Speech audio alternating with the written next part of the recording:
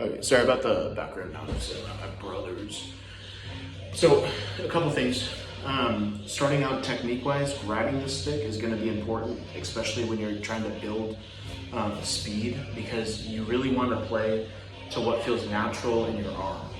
If you have tension in your arm or you have tension in your hand, it's immediately going to downgrade the control and consistency that you have in your sound, and then it's just going to hurt. You start playing fast and you have tension, it's really going to hurt. So what I would consider really working on is basically just, it's simpler than it sounds, grabbing the stick, holding it with all of your fingers are attached to it. Your fulcrum is between the first finger and the thumb in each hand. All of your fingers are attached. You go to the pad, and then you just lift your wrist. No tension added, no tension, or nothing changed.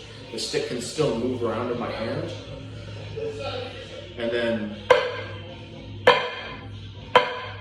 that's it, okay?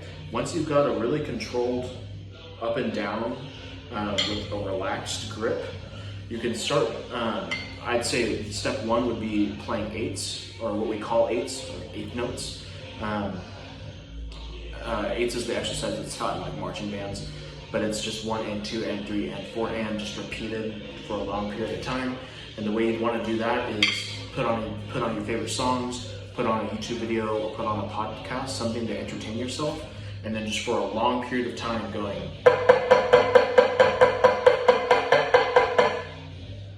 for a long period of time. Different tempos, whatever you feel like comfortable with, whatever pushes you or whatever. Just do not change the tension in your arm or your hand, or that's gonna like really detract from what you're doing. Second thing, just start stretching your fingers constantly, stretching your hand constantly.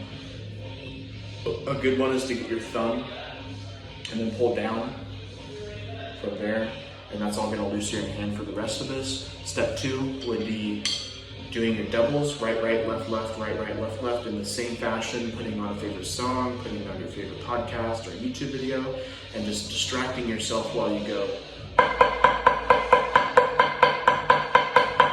And again, do not add tension in either the hand or the arm, and you're golden. Just sit there, and your muscles will start to learn how that feels and what that means. So when you go around the kit, it just feels like you're just, moving your elbow around to hit the different drums. The next step, like I was talking about as far as playing the second note accented, you just want to do the same thing for a long time, but instead of just playing even or trying to play even at whatever height or whatever tempo you can do, play slowly.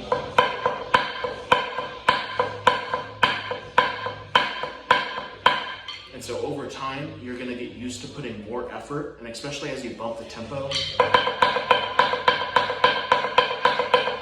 you're gonna get really used to putting more effort into making that second note out of the double sound as clean or louder or clearer than the first note, and that's gonna eventually sound, as you speed up, it's gonna sound like a completely even roll.